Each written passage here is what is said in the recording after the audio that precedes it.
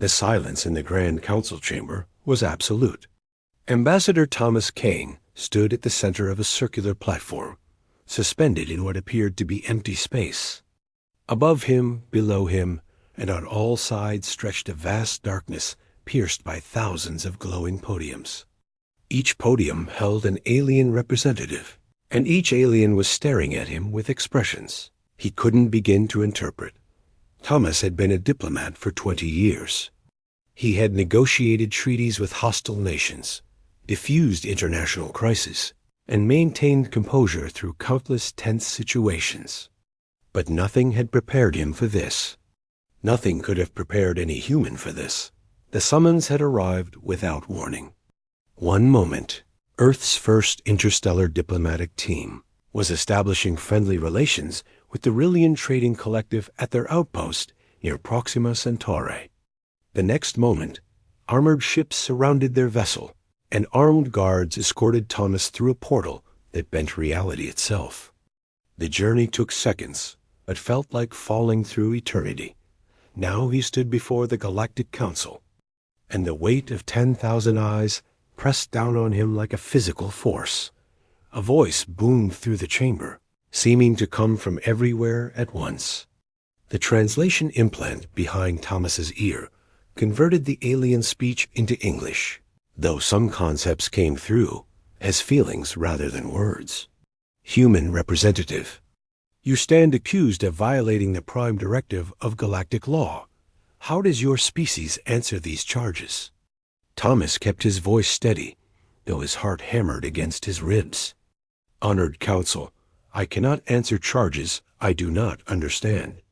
Earth has been aware of extraterrestrial life for only 6 months. We have no knowledge of galactic law. What violation are we accused of committing? A ripple of sound moved through the assembled aliens. Some made clicking noises. Others hummed in harmonics that hurt Thomas's ears. His translator struggled to keep up with the flood of reactions.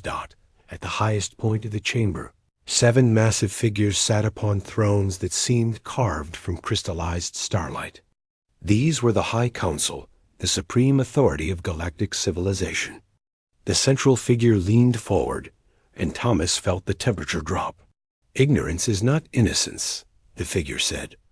Its form was difficult to focus on, as if it existed in more dimensions than human eyes could process. 43 days ago, your species achieved faster-than-light capability. According to the laws established 9 million years ago, all emerging civilizations must be monitored for 17 cycles before contact is permitted. Your development was accelerated.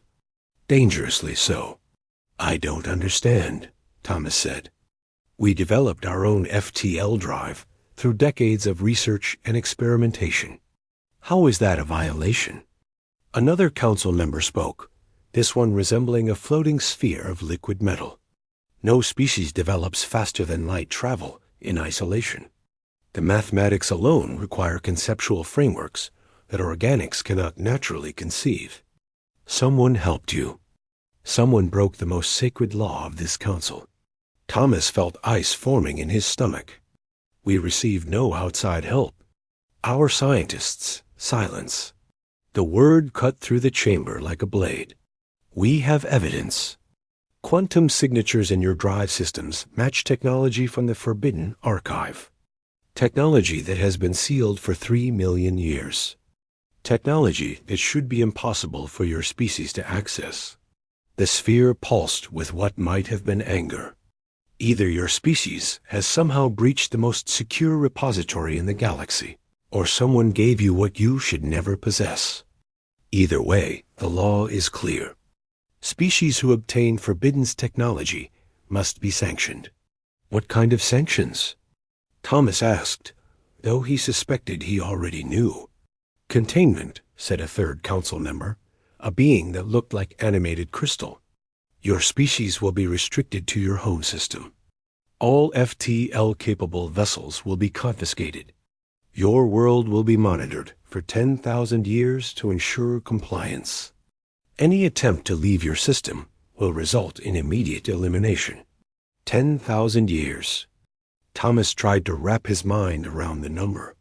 That was longer than recorded human history. It meant condemning Earth to isolation until their civilization was unrecognizable, until everyone alive today was dust and myth. Please, Thomas said, abandoning formal protocol. If we unknowingly violated your laws, we apologize. But you can't imprison an entire species for something they didn't know was wrong. That's not justice. Justice? The central figure's voice carried an edge that made Thomas's bones ache. You speak of justice when your actions threaten stability of galactic civilization. The Forbidden's archive contains technology that nearly destroyed this galaxy once before. That is why it was sealed. That is why the penalty for accessing it is absolute. But we didn't access it, Thomas insisted. I'm telling you the truth. Our scientists developed our FTL drive independently. If there are similarities to your Forbidden's technology, it must be coincidence. The liquid metal sphere made a sound like grinding gears. Impossible. The probability of independently developing drive pattern omega is less than 1 in 10 to the power of 47. You are either lying or ignorant of how you were manipulated. Neither changes the outcome. Thomas's mind raced. He was a diplomat, trained to find solutions in impossible situations. There had to be an angle here, some way to reach these beings. He thought about the evidence they claimed to have, the quantum signatures in Earth's drives. May I see this evidence? He asked. The quantum signatures you mentioned. I'm not a scientist, but my team includes experts who might be able to explain the similarities. The council members exchanged glances, or what Thomas interpreted as glances. Some communicated in bursts of light. Others through electromagnetic pulses his implant registered as confusion or curiosity. Finally, the central figure gestured, and a holographic display materialized in the air before Thomas. It showed 2 sets of complex mathematical formulae side by side. The left column was labeled in alien script that his translator, rendered as Forbidden's archive, drive, pattern omega. The right column was labeled human FTL, system, analysis. Thomas stared at the equations. They were identical. Absolutely, perfectly identical, down to what appeared to be notational quirks and mathematical shortcuts. His stomach dropped. This wasn't just similar technology. This was the exact same design. But how? Dr. Lisa Chun had led the FTL project. She was brilliant but cautious, spending 15 years developing and testing every aspect of the drive. She had published her work openly, sharing it with the international scientific community. There had been no secrets, no mysterious breakthroughs that appeared from nowhere, unless someone had influenced the research without anyone realizing it. I need to contact Earth, Thomas said. I need to speak with our scientists. There has to be an explanation. Communication with your world has been suspended, the crystal being said. Until this matter is resolved, Earth remains under quarantine. We cannot risk you warning potential conspirators. Conspirators? Thomas felt anger rising despite his fear. My people aren't conspiring with anyone. We're barely capable of reaching our neighboring star systems. We only learned we weren't alone in the universe 6 months ago, which itself is suspicious. Another council member interjected. This one resembled a living shadow, its form constantly shifting. Your species achieved FTL capability mere months before making first contact? The timing suggests coordination. Someone wanted you to join galactic civilization at this specific moment. Thomas took a deep breath, forcing himself to think clearly. These beings believed Earth was part of some vast conspiracy. Defending against that accusation directly would get nowhere. He needed to change the framework of the conversation. Honored Council, he said carefully, let me propose an alternative explanation. What if the similarity in our designs isn't because we stole your technology, But because there's something we don't understand about the nature of FTL travel itself? What if there's only one truly efficient way to break the light barrier, and any species working toward that goal will eventually arrive at the same solution? The chamber erupted in noise. Thousands of alien voices overlapped in what sounded like outrage or disbelief. Thomas caught fragments through his translator. Arrogance, impossible, mathematical ignorance. But the central figure raised a hand, and silence fell immediately. You suggest that drive pattern omega is not a unique invention, but a universal constant? That any sufficiently advanced species will independently derive it? I'm suggesting it's a possibility worth investigating before you condemn my entire species to 10,000 years of imprisonment. The liquid metal sphere pulsed rapidly. If that were true, we would have seen it before. Thousands of species have joined the galactic community. None developed drive pattern omega independently. How many of them were prevented from doing so by your monitoring and guidance? Thomas countered. You said emerging civilizations are watched for 17 cycles before contact. What if during that monitoring, you steer them away from certain research paths? What if you've been preventing species from discovering this pattern without realizing it? The silence that followed was profound. Thomas could see the council members communicating with each other through methods he couldn't perceive. Lights flickered in complex patterns. The air itself seemed to vibrate. Tawith transmitted data. Finally, the central figure spoke, and its voice carried a note Thomas hadn't heard before. Uncertainty. You raise a disturbing question, human. If what you suggest is true, it would mean the Forbidden's archive contains not dangerous weapons, but natural discoveries we have been suppressing for 3 million years. It would mean our entire framework for managing emerging civilizations is built on flawed assumptions. Or, the shadow being said darkly, the human is clever and seeks to confuse us with philosophical arguments while his conspirators escape justice. Either way, the crystal being headed, the matter cannot be resolved through debate. We must investigate. We must examine Earth's research process in detail, interview your scientists, review all records of your FTL development. And while you investigate, Thomas asked, what happens to Earth? The quarantine remains in effect, the central figure declared. But we will delay the final sentence. You have raised sufficient doubt to warrant deeper inquiry. If your species is indeed innocent, if you truly develop this technology independently, then you will be freed and welcomed into galactic civilization with our apologies. And if you determine we're guilty, then the sentence will be carried out, and Earth will spend 10 millennia in isolation, knowing that their curiosity nearly destroyed a galaxy. The platform beneath Thomas's feet began to glow. He felt the same wrenching sensation as before, the feeling of space folding around him. Wait, he called out. How long will this investigation take? What should I tell my people? The central figure's voice followed him as reality bent. Tell them the truth, Ambassador Kane. Tell them that humanity's future hangs in the balance. Tell them that we will be watching. And tell them that if even one piece of evidence suggests conspiracy or deception, the mercy we show today will become the judgment they fear tomorrow. The chamber vanished, and Thomas found himself back on Earth's diplomatic vessel, gasping for air, his mind reeling from what had just occurred. Around him, his team rushed forward with questions and concern, but Thomas barely heard them. He was thinking about the Council's words, about the evidence they possessed, about the impossible coincidence of Earths.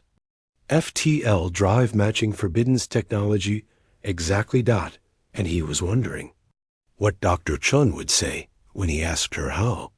She had really developed the equations that now threatened to doom their entire world. Dr. Lisa. Chun sat across from Thomas in the secure conference room, her face pale but composed. Around them, holographic displays showed the equations from the Galactic Council alongside her published research. The similarity was undeniable.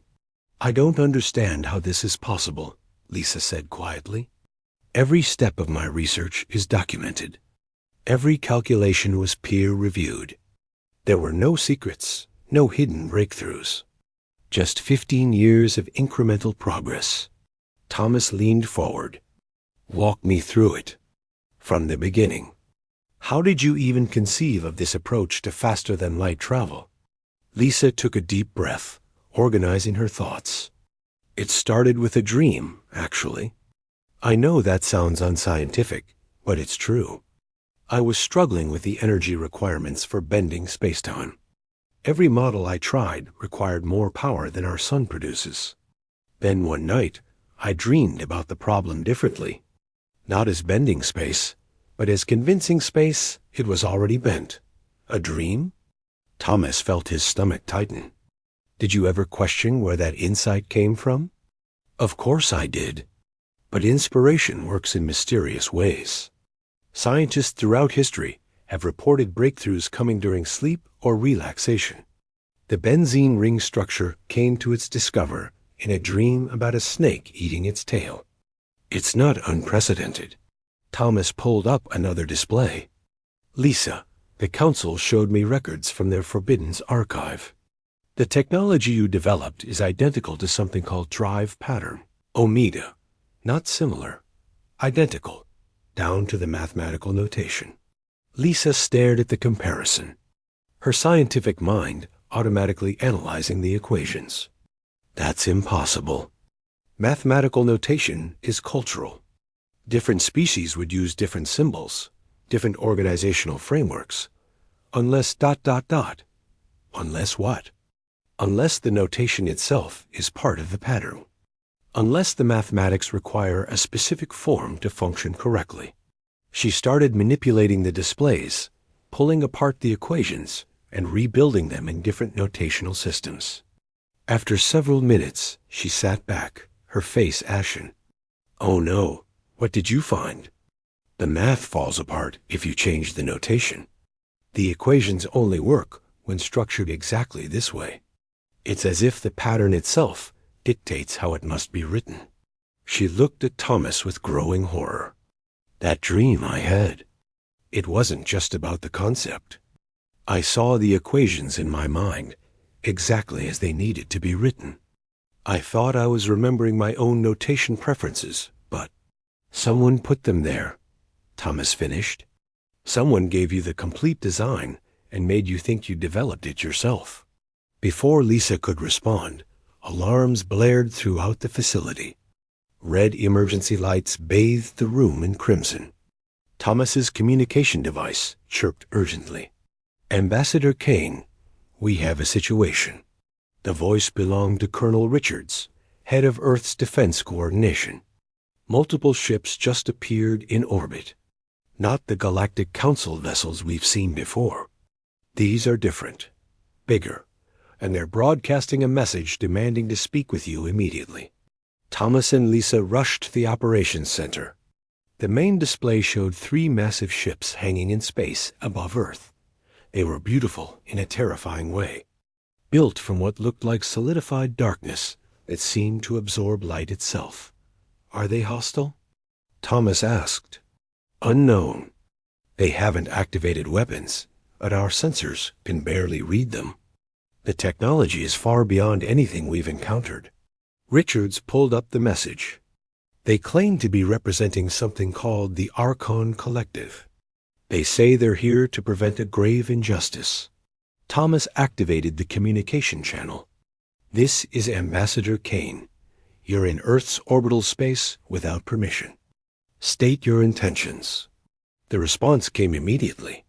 A figure appeared on screen, humanoid, but wrong in subtle ways. Their proportions were slightly off, their movements too fluid. When they spoke, the voice bypassed Thomas's ears entirely, forming directly in his mind.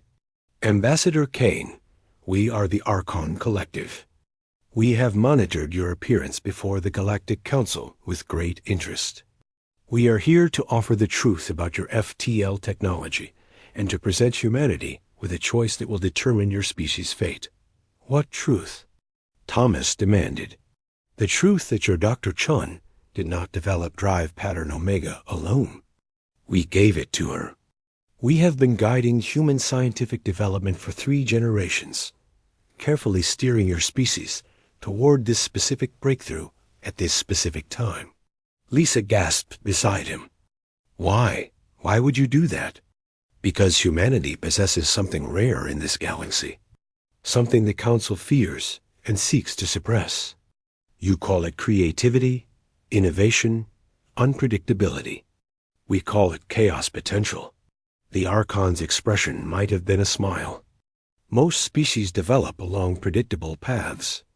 Their science, culture, and philosophy follow patterns the Council can anticipate and control. But humanity is different. Your species generates truly novel solutions to problems. You think in ways that surprise even yourselves. Thomas felt sick. You used us. You turned us into weapons against the Council. We gave you a gift, the Archon corrected. Drive pattern Omega was developed by a species that no longer exists. The Council found their technology after their civilization collapsed and sealed it away, claiming it was too dangerous. But the real danger was what that technology represented. Proof that their rigid control over galactic development was unnecessary. So you gave it to us to prove a point? Lisa's voice shook with anger. You've condemned our entire species to 10,000 years of quarantine just to make a political statement. We gave it to you to offer a choice. The Archon leaned forward. The Galactic Council maintains order through fear and restriction. They monitor emerging species, guide them along safe paths, ensure they never become powerful enough to challenge established authority.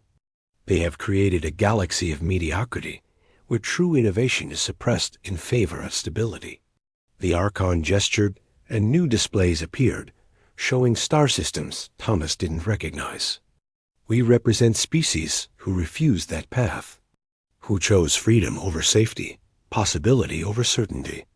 We exist outside Council jurisdiction, in the regions they call the Chaos Zones. We thrive on innovation and competition rather than central planning. And you want humanity to join you, Thomas said. Understanding dawning. We want to give you the choice the Council never offers. Reject their authority. Refuse their quarantine. Join the collective, and we will teach you technologies that make drive pattern Omega look primitive. We will help you become a major power in galactic civilization within a single generation. Colonel Richard spoke up. And what do you get out of this arrangement? Exactly what we said. Humanity's chaos potential. Your ability to innovate in ways we cannot predict. In exchange for our protection and technology, you would contribute your unique perspectives to our research collectives. A fair trade. Thomas looked at the displays, at the Archon vessels hanging in orbit, at the equations that had brought them to this crisis. His mind raced through scenarios and implications. What happens if we refuse? If we choose to work with the Council instead? The Archon's expression darkened. Then you spend 10,000 years in quarantine, and your chaos potential withers away. The Council will monitor you so closely that every scientific breakthrough, every cultural development, every philosophical insight will be guided along their approved paths. In a few thousand years, humanity will be just another docile member species, predictable and controlled. You're asking us to choose between prison and servitude. Lisa said. We're asking you to choose between stagnation and growth, the Archon countered. Between safety and possibility. Between the Council's order and the collective's freedom. Thomas turned away from the screen, gathering his thoughts. This was exactly the kind of impossible situation he'd trained for, but the stakes were infinitely higher than any negotiation he'd conducted before. He was being asked to choose the future direction of human civilization with incomplete information and no time for consultation. I need to consult with Earth's leadership, he said. "This decision is too important for one person to make." "You have 6 hours," the Archon said. "After that, we withdraw our offer. The Council's investigation fleet will arrive in approximately 8 hours. If you haven't chosen to join us by then, the opportunity closes forever." The communication cut off, leaving Thomas staring at the now blank screen. Around him, the operations center had fallen silent. Everyone present understood what had just happened. Earth had been offered a devil's bargain, and refusing might doom them to millennia of isolation. "Get me the Secretary General," Thomas said quietly, "and assemble every world leader who can reach a secure channel in the next hour. We need to decide humanity's future before the choice is made for us." As the staff rushed to comply, Lisa touched his arm. "Thomas, there's something else." When the Archon mentioned guiding human development for 3 generations, I started thinking about my family history. My grandmother was a physicist. My mother was a mathematician. I followed in their footsteps without questioning why our entire family line seemed drawn to theoretical physics. "You think the Archons engineered your family to produce you?" "I think they've been influencing humanity far longer and more deeply than they admit. And if they can manipulate our development so completely without us noticing, what makes us think we'd maintain any real independence if we joined them?" Thomas nodded slowly. "But if the Council has been doing the same thing to thousands of species for millions of years, are we really any safer under their authority?" "Maybe the real question," Lisa said, "is whether there's a third option. One that doesn't involve choosing between different masters." Before Thomas could respond, alarms blared again. Richards called out from his station. "Sir, we have new arrivals." Multiple ships dropping out of FTL at the edge of the system. Council vessels, but also others. It looks like every major power in the galaxy just decided to show up at Earth's doorstep. The main display updated to show dozens of ships taking up positions around Earth's solar system. Thomas recognized the Council's crystalline cruisers. But there were others. Massive battle carriers, sleek scout ships, vessels built from materials he couldn't identify. "We're receiving hundreds of communication requests," another operator reported. "Everyone wants to talk. Everyone has demands." Thomas felt the weight of impossibility settling on his shoulders. Earth had gone from isolated to the center of a galactic crisis in a matter of hours. Whatever choice humanity made would ripple across civilizations that had existed for millions of years. "Sir, priority transmission from the Council," Richards said. "They're moving up their timeline. They want your answer about the investigation within 1 hour. Or they'll implement the quarantine immediately regardless of evidence." Thomas looked at the displays showing all the ships, all the forces gathered around humanity's homeworld. He thought about Lisa's suggestion of a third option, about the impossible choice before them, about the future of every human being alive and yet to be born. "Get everyone into the emergency conference," he said. "World leaders, scientific advisors, military commanders, philosophers, ethicists. Anyone who can contribute to this decision. We have 1 hour to determine whether humanity accepts quarantine, joins the Archons, or finds another way entirely." "And if we can't decide in time?" Richards asked. Thomas stared at the ships circling Earth like predators waiting for prey. "Then the decision will be made for us. And I suspect we won't like the result." The emergency conference chamber was chaos. World leaders argued in a dozen languages, while translators struggled to keep up. Scientists debated the implications of the technology revelations. Military advisors proposed increasingly desperate defensive scenarios. And through it all, the clock ticked down toward decisions that would echo for millennia. Thomas stood at the center of the storm, trying to bring order to panic. We need to approach this systematically. Let's review what we actually know versus what we're assuming. The Secretary General, Maria Santos, nodded sharply. "Agreed. Dr. Chun summarized the technical situation. Lisa stepped forward, her exhaustion evident. The facts are these. Our FTL drive is identical to technology the Galactic Council sealed away 3 million years ago. The Archon Collective admits to giving us this technology through manipulation of human scientific development across 3 generations. The Council claims this technology is dangerous enough to justify 10,000 years of quarantine. The Archons claim it's proof that the Council suppresses innovation to maintain control. So everyone agrees the technology is significant, said General Liu of the Chinese military. They disagree only on whether it's dangerous or liberating. What does that tell us? That we're missing something, Thomas said. Both sides are giving us incomplete information. The Council won't explain why drive pattern Omega is forbidden. The Archons won't explain exactly what they want from us, beyond vague promises of partnership. We're being asked to choose based on partial truths and competing propaganda. Then we need more information, Maria said. Can we force either side to be more forthcoming?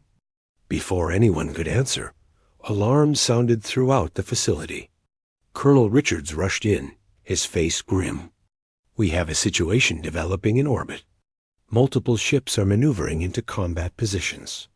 It looks like different galactic factions are about to start shooting at each other right above Earth. The main display updated to show the orbital situation. The Council vessels had formed a defensive perimeter around Earth. The Archon ships were challenging that perimeter. And now other vessels, representing factions Thomas didn't recognize, were inserting themselves between the 2 forces. This is insane, breathed the British Prime Minister. They're going to turn our solar system into a battlefield. Not if we give them what they want, said the Russian Premier. We choose a side, the conflict resolves. The longer we delay, the more likely violence becomes. Choose wrong, and we're enslaved for generations, countered the Nigerian president. Choose right, and we merely survive. Neither option is acceptable. Thomas studied the orbital display, a wild idea forming. What if that's exactly why we don't choose? Explain, Maria said. Think about what's happening. Multiple galactic powers are gathering around Earth, each wanting us to validate their position. The Council wants us to accept their authority. The Archons want us to reject it. Other factions are arriving because they see an opportunity to advance their own agendas. We're not just making a choice about humanity's future. We're potentially tipping the balance of power in galactic civilization. Lisa's eyes widened. That's why the timing matters. The Archons didn't just give us drive pattern Omega. They gave it to us at a moment when galactic politics are unstable, enough that our choice could trigger larger conflicts. So we have leverage. General Liu said thoughtfully. More than we realized. Dangerous leverage, warned the Japanese Prime Minister. If we miscalculate, we could start a war that destroys not just Earth, but countless other worlds. Or, Thomas said slowly, we use that leverage to create space for genuine negotiation. We tell all parties that we refuse to choose until they give us complete information. We force transparency by making our cooperation conditional on honesty. They'll never agree to that, the Russian premier objected. The Council has kept secrets for millions of years. The Archons are clearly manipulators. Why would they suddenly become honest? Because, Maria said, understanding dawning in her eyes, the alternative is losing Earth to their rivals. If we make clear that we'll choose whoever is most forthcoming, they'll have to compete on transparency rather than threats. Thomas nodded. Exactly. We turn their competition for our allegiance into a competition for our trust. Force them to reveal why drive pattern Omega matters so much, what they really want from humanity, what the stakes actually are. It's risky, Richards said. They could call our bluff. Decide that controlling Earth isn't worth exposition. Gee, their secrets. Then we learn something valuable, Lisa pointed out. If they withdraw rather than be honest, it tells us their secrets are more important than whatever they claim to want from us. That's useful information. The conference room fell silent as the world leaders considered the proposal. Finally, Maria spoke. We need a unified message. Every nation speaking with one voice, making clear that humanity refuses to be manipulated by partial information. Can we agree on that? One by one, the leaders nodded. Some reluctantly, others with growing confidence. Whatever their other disagreements, they could unite around refusing to be pawns in someone else's game. Draft the message, Maria ordered. Make it clear, firm, and impossible to misinterpret. We want complete transparency from all parties, or we choose isolation and figure out our own path forward. Thomas worked with the diplomatic team to craft the statement. 30 minutes later, they broadcast it simultaneously to the Council, the Archons, and every other ship in the solar system. The response was immediate and chaotic. The Council's representative, the crystalline being Thomas had faced in the chamber, appeared on screen, looking genuinely shocked. You cannot be serious. You would risk your entire species' future on a demand for information you lack the context to understand? We would risk it on refusing to make uninformed decisions, Thomas replied calmly. You claim drive pattern Omega is dangerous. Explain how. You claim 10,000 years of quarantine is necessary. Explain why. Give us the complete picture, or we'll assume you have something to hide. The Archon representative responded with what might have been amusement. Bold for a species that achieved FTL travel 6 months ago, but ultimately futile. We have already told you what matters. The Council suppresses innovation to maintain control. That is the fundamental truth. Then you should have no problem providing evidence, Lisa interjected. Show us the historical records. Let us examine the civilizations the Council has supposedly suppressed. Give us data, not rhetoric. Other factions began broadcasting their own messages, each offering partial information in exchange for Earth's allegiance. A species called the Merchants Guild claimed economic motives were behind everything. The Harmonium Collective insisted spiritual considerations were paramount. A military alliance called the Steel Pact suggested everyone was positioning for inevitable conflict. The contradictions were overwhelming. Every faction claimed to have humanity's best interests at heart. Every faction warned that the others were lying. And none provided the kind of concrete evidence Thomas demanded. They're stalling, Richards observed, giving us noise instead of signal.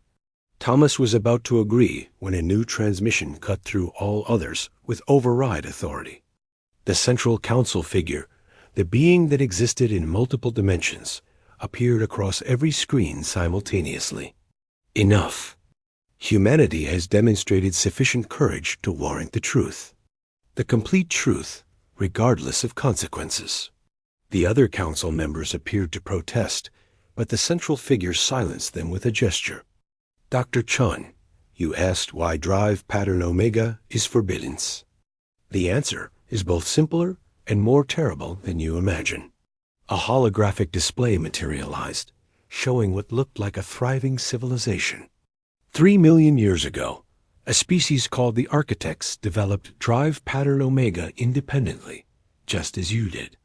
It was revolutionary, more efficient than any previous FTL system, requiring minimal energy, simple to manufacture. Within a century, they shared it freely throughout the galaxy. The display shifted, showing the rapid spread of the technology. Every species adopted it. Why wouldn't they? It made interstellar travel accessible to even the poorest civilizations. It seemed like pure benefit. For 5,000 years, galactic civilization flourished as never before. Thomas felt dread building as he watched the historical record. Whatever came next couldn't be good. Then the glitches began, the council figure continued. Small at first. Ships arriving at their destinations, with crews reporting missing time. Navigational errors that shouldn't have been possible.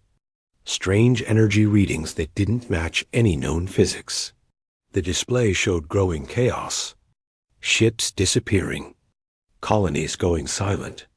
Panic spreading across the galaxy. By the time we understood what was happening, it was too late to stop it. Drive pattern Omega doesn't just bend space-time. It creates resonances, harmonics that build up with each use. And when enough ships use the drive simultaneously across a galaxy, those harmonics reach critical mass. The display showed the catastrophe. Entire regions of space fragmenting. Stars going dark. Civilizations vanishing in cascading failures of reality itself. We lost 93% of galactic civilization in the collapse. Trillions of beings. Thousands of species. The architects themselves disappeared completely, consumed by the forces their drive had unleashed. Only those species who had not yet adopted the technology survived. The chamber was silent. Lisa's face had gone white. Thomas felt like he'd been punched in the stomach. That is why drive pattern Omega is forbidden, the council figure said quietly. Not to suppress innovation, but to prevent repeating the worst catastrophe in galactic history. We sealed the technology in the Forbidden Archive and swore never to let it be used again. We established protocols to guide emerging species away from discovering it independently. Thomas found his voice. But we've already used it. Earth has ships with this drive. Are we in danger? Not yet. The resonance effects require massive scale to become critical. Your handful of ships cannot trigger the cascade alone. But if the technology spreads, if other species begin using it again, we risk repeating history. The Archon representative appeared again, their expression harder. The Council tells you only what serves their purpose. They don't mention that the architects were on the verge of transcending, of evolving beyond physical form. They don't mention that the Council feared that transformation and may have sabotaged the drive to prevent it. That is a lie, the Crystalline Council member said coldly. We saw the collapse ourselves. We lost our own worlds to it. Or so you claim. 3 million years is a long time. Long enough to rewrite history, to craft narratives that justify your control over every emerging species. Thomas felt the situation spiraling again. They had more information now, but instead of clarity, they had competing interpretations of ancient history. How could humanity possibly determine the truth? Then Lisa spoke up, her voice steady despite her pale face. There's a way to test this. If drive pattern Omega really creates dangerous resonances, we should be able to detect them.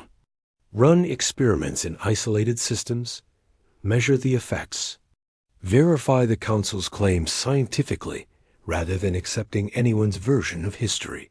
Absolutely not, the Council figure said immediately. The risk is too great. Then you're asking us to accept your authority on faith, Thomas said. To trust that your 3-million-year-old account is accurate and complete. That's not transparency. That's demanding blind obedience. We are offering wisdom earned through catastrophic loss, or control maintained through fear, the Archon countered. Let them test it. If you're telling the truth, the evidence will support you. If you're lying, humanity deserves to know. The situation had reached a critical point. Earth could accept the Council's warnings, reject the Forbidden's technology, and submit to their authority. Or they could demand the right to verify the claims scientifically, risking catastrophe if the warnings were true, but preserving their independence if they were not. Thomas looked at Maria, at Lisa, at the assembled world leaders. In their faces he saw fear, determination, and the same realization he'd reached. This decision would define not just their future, but their identity as a species. Would humanity be cautious or bold? Trusting or skeptical? Safe or free? We need to vote, Maria said quietly. All of us, together, knowing the stakes. Whatever we choose, We choose as one species, united in purpose.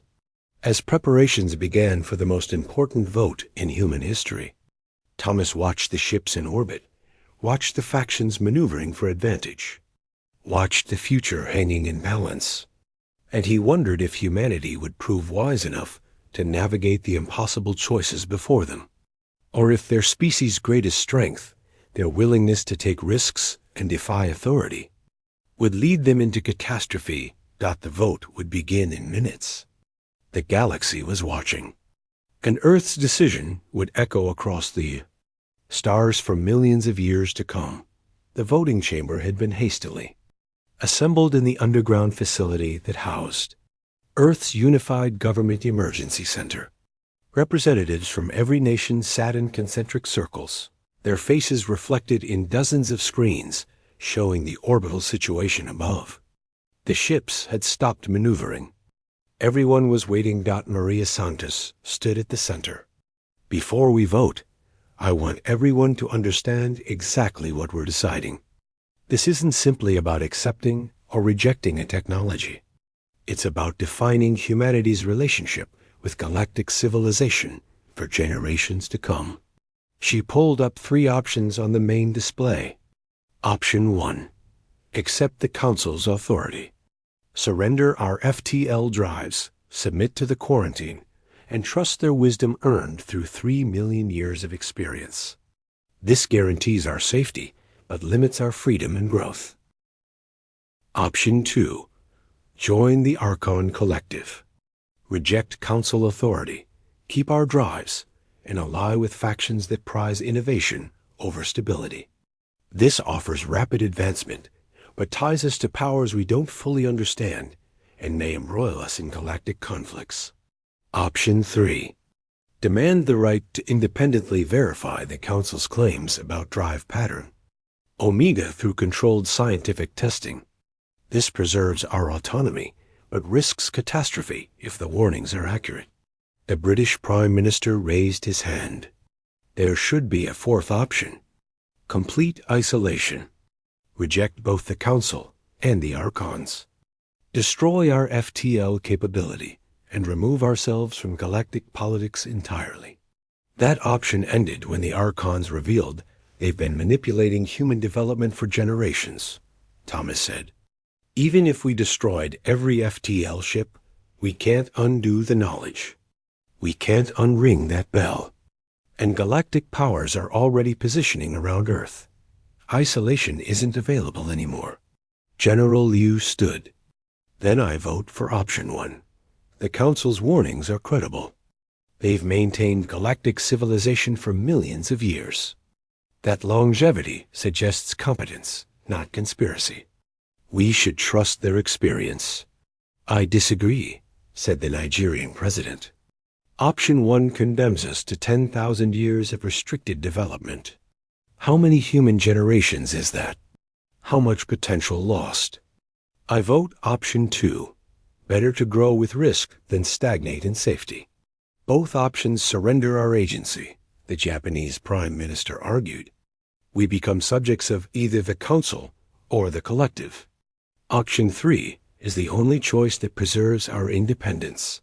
Option 3 could kill us all, the Russian premier countered. If the Council is telling the truth about the resonance catastrophe, testing the drive could trigger exactly what they're warning against. Lisa stepped forward. May I speak to that concern? I've been analyzing the historical data the Council provided. Their account of the catastrophe is detailed and internally consistent. The physics checks out based on advanced theories we're only beginning to understand. I believe they're telling the truth about what happened 3 million years ago. So, you support option 1? Maria asked. No, because I also believe they're not telling us everything. The collapse they describe would have left detectable traces throughout the galaxy. Quantum signatures, space-time scars, energy anomalies. We should be able to find evidence if we look.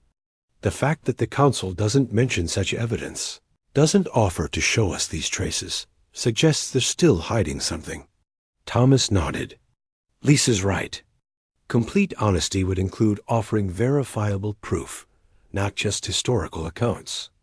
The Council is being more forthcoming than before, but they're still controlling information. As are the Archons, pointed out the German Chancellor. They claim the Council sabotaged the architects, but provide no evidence. They promise technology and protection, but specify no terms. Both sides want our allegiance without giving us the full picture. A new voice joined the discussion. Dr. Robert Kim, one of Earth's leading physicists, stood. I've been consulting with colleagues worldwide. We believe there's a modified version of Option 3 that could work. Instead of testing drive pattern omega directly, we test for the resonance effects the Council describes. We use conventional FTL technology to create controlled quantum harmonics and measure the results. If the Council's physics is correct, we'll detect the dangerous resonances without risking catastrophe. If they're wrong, we'll know that too. How long would such testing take? Maria asked. Weeks, possibly months. We'd need to build specialized equipment, run multiple trials, analyze complex data. It's not something we can resolve before the Council's deadline. Then it's irrelevant to our current decision, the Chinese premier said. We must choose now, based on incomplete information. That is the reality of our situation. Thomas looked around the chamber at the faces of Earth's leaders. Fear, determination, caution, ambition. Every human emotion reflected in this impossible moment. And suddenly, he understood something important. We're approaching this wrong, he said. We're trying to choose the right answer when we don't have enough information to know what right means. Instead, we should choose the answer that best reflects who we want to be. Explain, Maria said. Every option carries risk. Accept the Council's authority, and we might be submitting to benevolent protection or tyrannical control. Join the Archons, and we might be embracing freedom or servitude. Demand independent verification, and we might be preserving autonomy or courting disaster. We can't eliminate the uncertainty. Thomas gestured to the screens, showing the ships above. But we can choose based on principles rather than predictions. What kind of species do we want to be? The kind that accepts others' authority when threatened? The kind that trades one master for another? Or the kind that insists on understanding before committing, even when that insistence carries risk? The chamber fell silent. Then the Nigerian president spoke. You're saying we should vote based on values rather than outcomes. I'm saying the outcomes are unknowable with current information. But our values are clear. Humanity has always chosen knowledge over ignorance, freedom over security, difficult truths over comfortable lies. Those choices haven't always worked out perfectly, but they've made us who we are. They've also nearly destroyed us multiple times, the Russian premier pointed out. Nuclear weapons, climate change, biological warfare. Our willingness to pursue knowledge without adequate caution has brought us to the brink repeatedly. And our willingness to face those dangers, to adapt and overcome them, has allowed us to survive, countered the Indian Prime Minister. We're still here because we learn from mistakes rather than avoiding all risk. Maria raised her hand for quiet. I'm going to call for the vote. But first, I want to propose a framework. We vote on option 3, demanding the right to independent verification. But we simultaneously commit to accepting the results of that verification, whatever they show. If our testing confirms the Council's warnings, we voluntarily surrender the technology and accept their guidance. If it doesn't, we negotiate a new relationship based on mutual respect rather than imposed authority. And the Archons? Someone asked. We tell them we're not interested in trading Council control for collective control. If they want humanity's partnership, they can participate in the verification process. Contribute their knowledge, submit to the same transparency they demand from the Council. If they refuse, we know their talk of freedom is hollow. Thomas felt hope stirring. That's brilliant. We're not choosing between the Council and the Archons. We're choosing scientific truth over political allegiance. Both factions can participate in finding that truth, or they can reveal their true motivations by refusing. The vote was called. One by one, the representatives of Earth's nations indicated their choices. The tension in the chamber built as the count progressed. Finally, Maria announced the result. Option 3 carries with 73% support. Humanity demands the right to independent verification through controlled scientific testing. The Council and Archon Collective are invited to participate in this process as observers and contributors, but not as authorities. The final determination will be made by humanity based on evidence, not on competing claims. Thomas immediately opened channels to both the Council and the Archons. We have made our decision. Earth requests a suspension of all deadlines and demands. While we conduct scientific verification of the claims regarding drive pattern, Omega, both parties are invited to send representatives and data to assist in this process. We will share all findings transparently and adjust our position based on what the evidence shows. The Council's response came first. The central figure appeared, its multidimensional form somehow conveying resignation.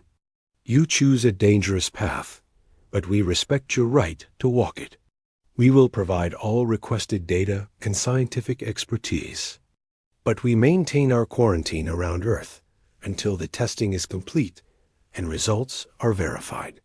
We cannot risk the technology spreading while its dangers remain disputed. Acceptable, Maria said. We won't launch additional FTL vessels during the testing period. The Archon representative took longer to respond. When they finally appeared, their expression was harder to read than before. You reject our offer of partnership? We reject making binding commitments based on incomplete information, Thomas clarified.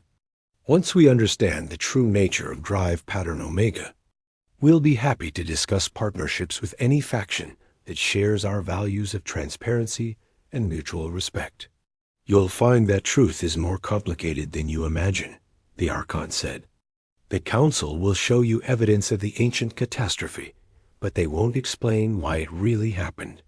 They won't admit their role in ensuring the architect's technology failed at the critical moment. Then you'll have the opportunity to present counter-evidence during the verification process, Lisa said. If you can prove Council sabotage, that will inform our decision as much as any other data. The Archon was silent for a moment. Then, we will send our representatives. But know this, the Council has had 3 million years to perfect their narrative, to hide evidence that contradicts their version of history. Don't be surprised when the truth they show you is carefully curated. We'll be equally skeptical of any evidence you provide, Thomas assured them. That's the point of independent verification. We trust the scientific method, not competing authorities. Over the next hours, the logistics were negotiated. The Council would provide historical records, physical samples from the catastrophe zone, and their most expert scientists. The Archons would contribute their alternative interpretations, access to civilizations outside Council jurisdiction, and their own scientific specialists. Earth would construct neutral testing facilities with international oversight to ensure no single faction could manipulate results. As the agreements came together, Thomas felt cautiously optimistic. They had navigated the impossible choice by refusing to choose between flawed options. Instead, they'd created a new path, one that honored humanity's fundamental values while acknowledging the legitimate concerns of all parties. But late that night, as he reviewed the testing protocols with Lisa, she voiced the concern he'd been suppressing. Thomas, what if we're wrong? What if the testing itself triggers the resonance catastrophe?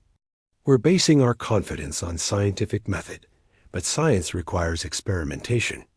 And some experiments can have catastrophic consequences.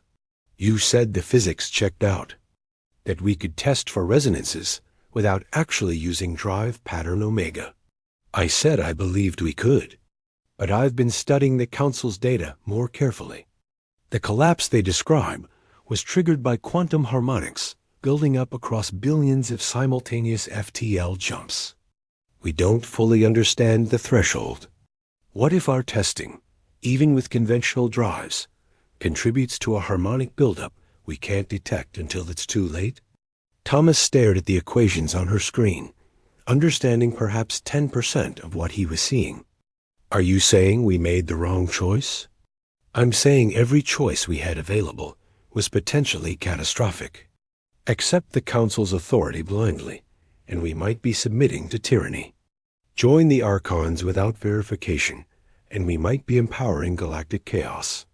Demand independent testing, and we might trigger the very disaster we're trying to prevent. She looked up at him, her eyes reflecting the weight of their situation. We chose based on our values because the outcomes were unknowable. But that doesn't change the fact that we're gambling with our entire species' survival. Then we'd better make sure our testing protocols are as safe as humanly possible, Thomas said.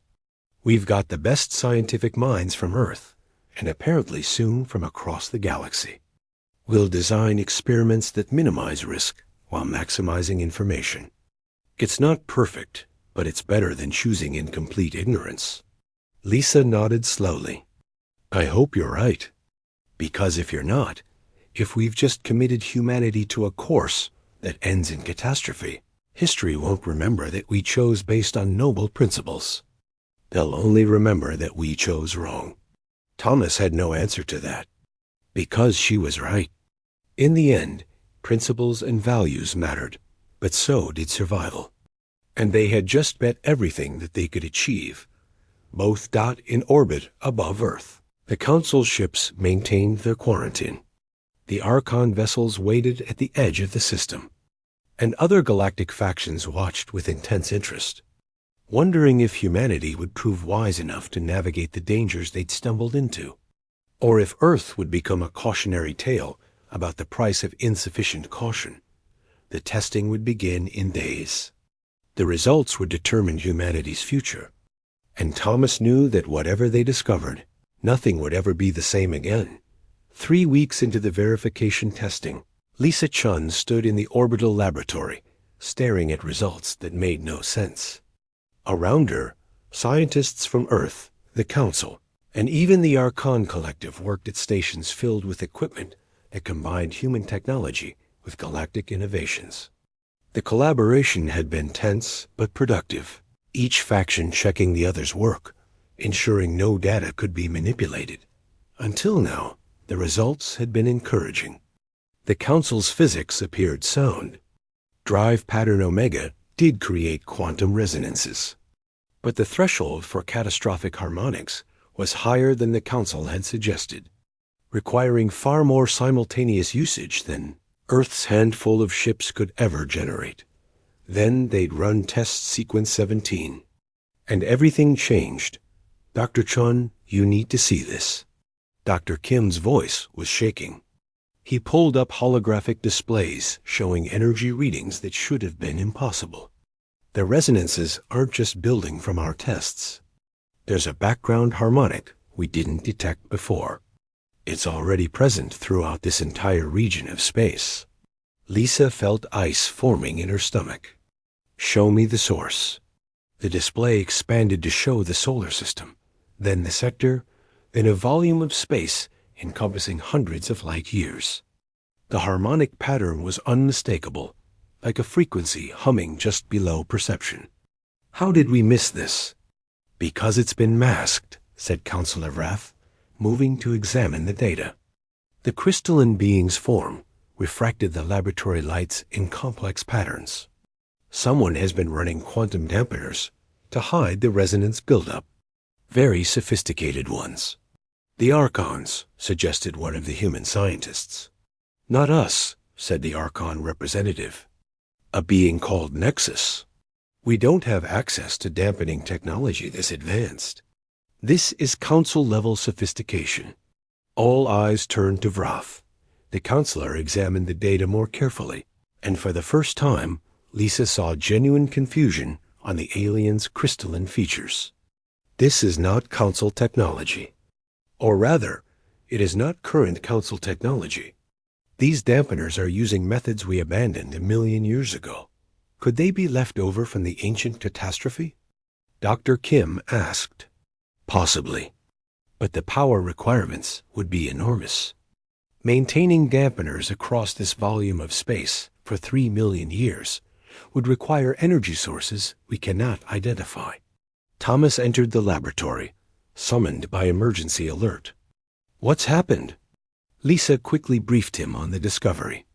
His face grew increasingly grim as he absorbed the implications.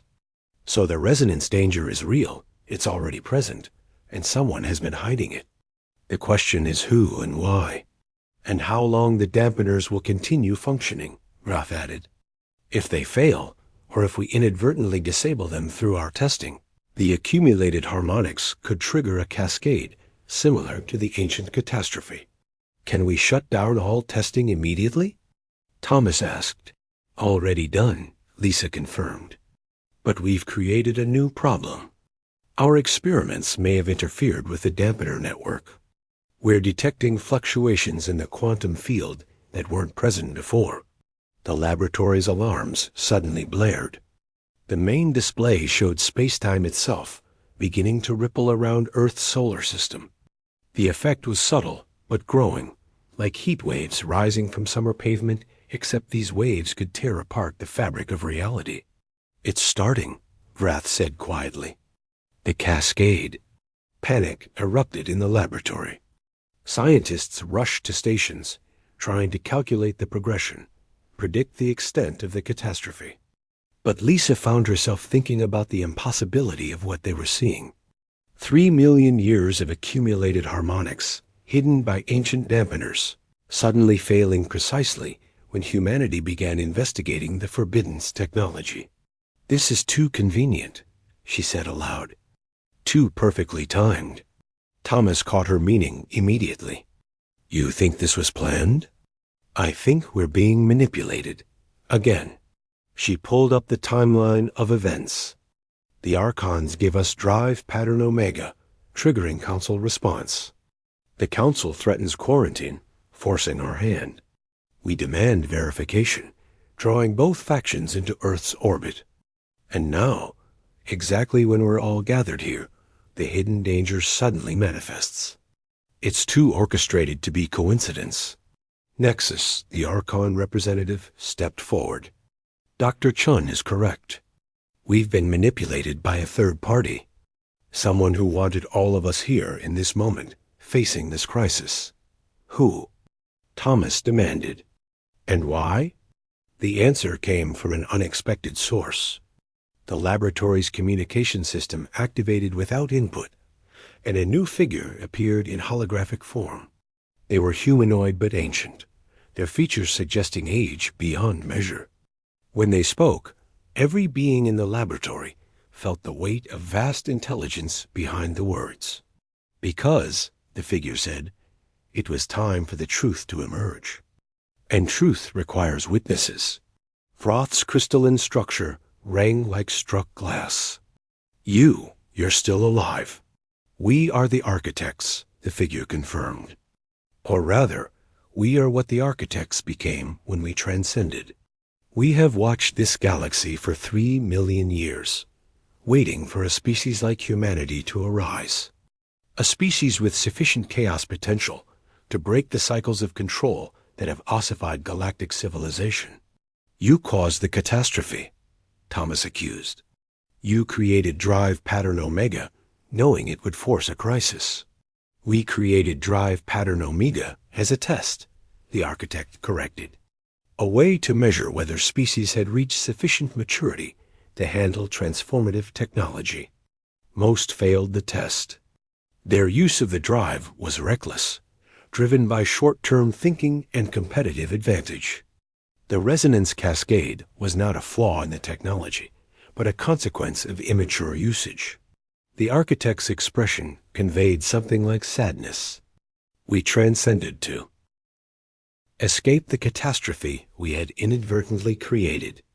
We thought leaving would allow the galaxy to reset, to rebuild wisely. Instead, the Council emerged, using fear of our technology to justify controlling all emerging species. They didn't prevent another catastrophe. They prevented all meaningful growth. So you gave Drive Pattern Omega to humanity, Lisa said, understanding dawning. You wanted to force the same choice again, to see if we'd repeat history or find a better way. We did more than that. We placed the quantum dampeners 3 million years ago, allowing the harmonic resonances to build slowly, creating a time bomb that would eventually force confrontation. We manipulated the Archons into believing they were rebellious freethinkers, when in fact their ideology served our purpose of challenging Council control. We orchestrated everything to bring you all to this moment. The laboratory fell silent. The enormity of the manipulation, the timescales involved, the casual use of entire civilizations as experimental subjects was staggering. And what happens now? Vrath asked. A cascade has begun. The dampeners are failing. Are we all about to die to satisfy your curiosity about humanity's maturity?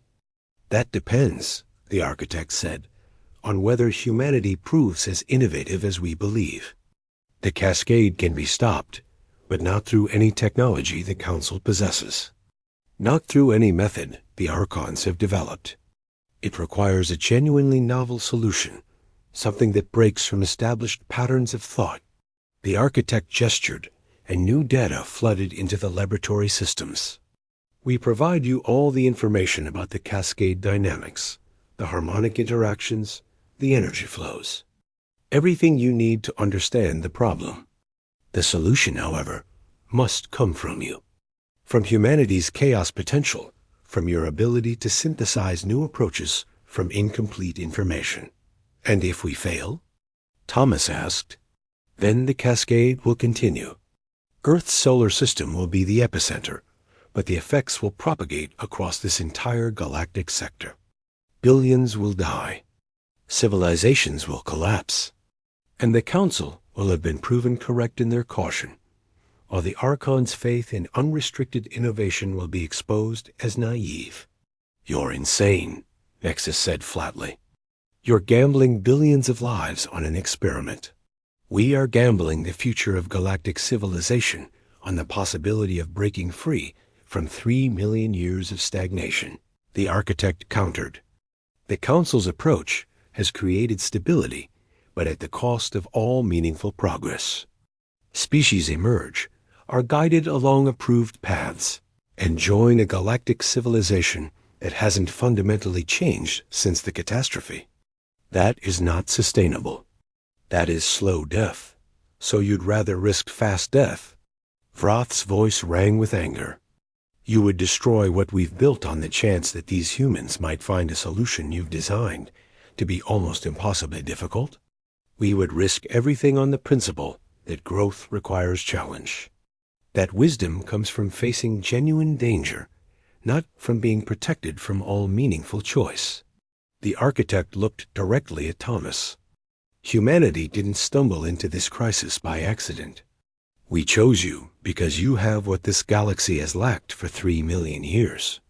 The willingness to try impossible things. The capacity to fail, learn, and try again. The understanding that safety bought through stagnation is not truly safety at all.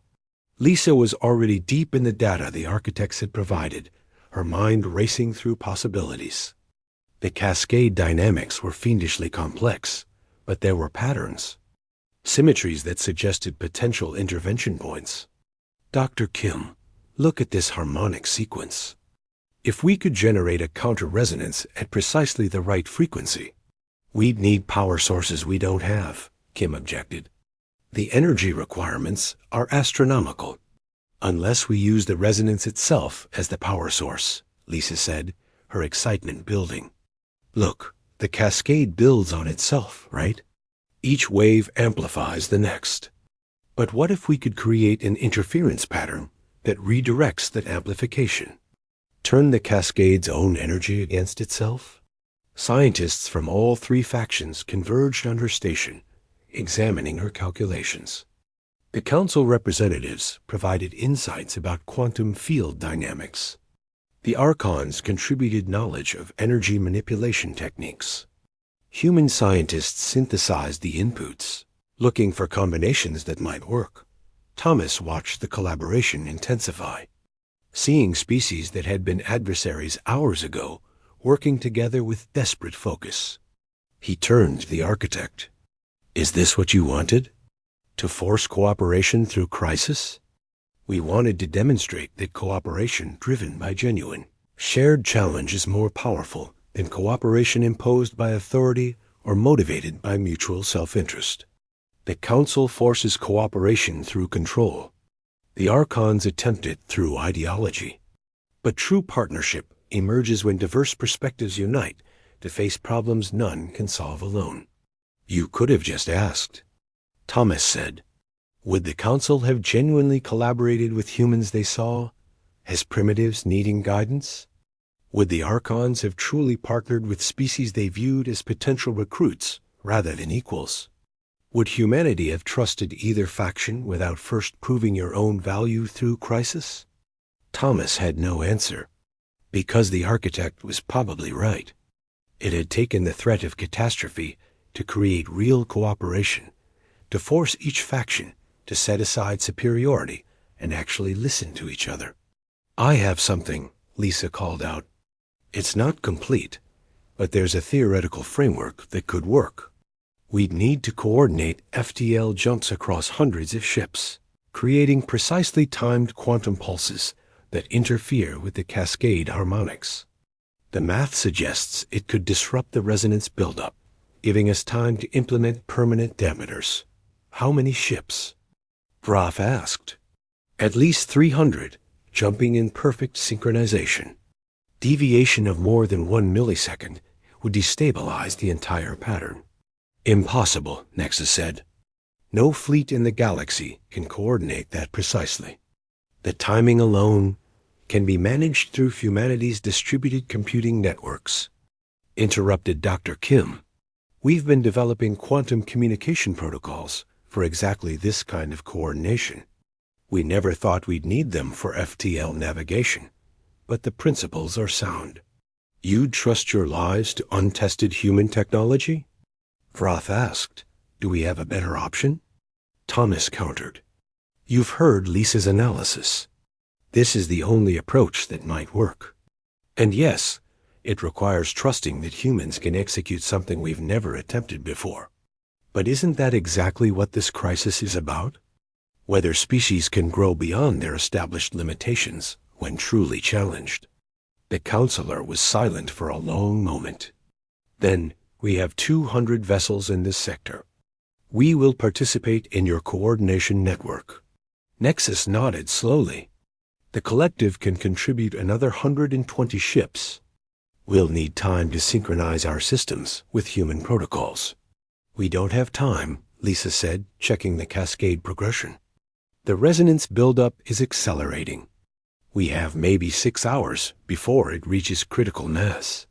What followed was the most intense period of cooperation Thomas had ever witnessed. Human programmers worked with Council technicians and Archon engineers to create a unified coordination network. Ship captains from dozens of species practiced synchronization jumps, learning to trust timing systems they'd never used before. Scientists refined the interference patterns, adjusting for variables no one had anticipated. The architect watched it all with what might have been satisfaction. "You see now what we saw in humanity. Not just your chaos potential, but your ability to inspire and coordinate others. You don't force cooperation through authority or ideology. You achieve it through demonstrating possibilities others hadn't imagined." "Save the praise for after we survive," Thomas said, monitoring the preparations. "We still have to execute this perfectly." The final hour was frantic. Ships moved into position across the solar system. The quantum coordination network linked hundreds of vessels from a dozen different species, all trusting their lives to human technology and human leadership. Lisa triple-checked the mathematics while Dr. Kim managed the synchronization protocols. Finally, everything was ready, or as ready as it could be in the time they had. All ships report prepared for coordinated jump, the communication officer announced. Standing by for your command, Dr. Chun. Lisa took a deep breath. She was about to give the order that would either save billions of lives or doom them all. The weight of that responsibility should have been crushing. Instead, she felt oddly calm. They had done everything possible. Now it came down to execution. All vessels. Begin synchronized jump sequence on my mark. 3.2. 1. Mark. Throughout the solar system, 347 ships jumped simultaneously, their FTL drives creating precisely timed quantum pulses that propagated through space-time at faster-than-light speeds. The pulses intersected, interfering with the cascade harmonics exactly as Lisa had calculated. For a moment, nothing seemed to happen. Then the quantum field began to stabilize. The dangerous resonances didn't disappear, but they stopped building. The interference pattern had worked. Cheers erupted in the laboratory. Scientists embraced, regardless of species. Ships reported successful jumps and safe arrivals. The immediate crisis had been averted. But Lisa was still studying her instruments. The cascade is halted, but the underlying resonances remain. We've bought time, maybe days or weeks. But we need a permanent solution. Then we'll find one, Graf said, and for the first time, the council representative sounded genuinely collaborative rather than authoritative. Together, council resources and experience, combined with Archon innovation and human creativity. If we can achieve this much in 6 hours of genuine cooperation, imagine what we can accomplish given proper time. The architect appeared one final time. Our experiment is complete. We have our answer. This galaxy is not doomed to stagnation. There are species willing to grow, to risk, to collaborate when truly challenged. Humanity will not solve all problems. You will make many mistakes in the years ahead, but you have proven something essential, that meaningful growth is still possible. What happens now? Thomas asked. Do you return to transcendence and watch for another 3 million years? We consider joining the galaxy we left behind. If species like humanity can inspire genuine cooperation among factions that have been adversaries for millennia, perhaps there is reason to hope that true advancement remains possible. Perhaps we were wrong to abandon the physical realm. The architect's form began to fade. Build well, all of you. Build something better than what we created, better than what we destroyed, better than what arose from the ashes. Build something worthy of the sacrifices made and the risks taken. Build together. And then they were gone. The laboratory fell quiet. Scientists returned to their stations, beginning the work of developing permanent solutions to the resonance problem. Ship captains coordinated with their new allies, discussing how to maintain the cooperative frameworks they created under pressure. Diplomatic channels opened between factions that had been isolated for millennia. Thomas found Lisa standing by a viewport, staring at Earth below. You did it, he said quietly. You saved us all. We did it, she corrected. Every species, every faction, every individual who chose to trust and cooperate. That's what actually saved us. The mathematics just provided the framework. The architects were right about humanity's chaos potential. We really do approach problems differently. Not just us. Every species has unique perspectives. We're just unusually willing to try untested solutions, which is sometimes brilliant and sometimes catastrophic. She smiled slightly. Today it was brilliant. Tomorrow might be different. Thomas nodded, thinking about the future unfolding before them. Humanity had passed the architect's test, but that was just the beginning.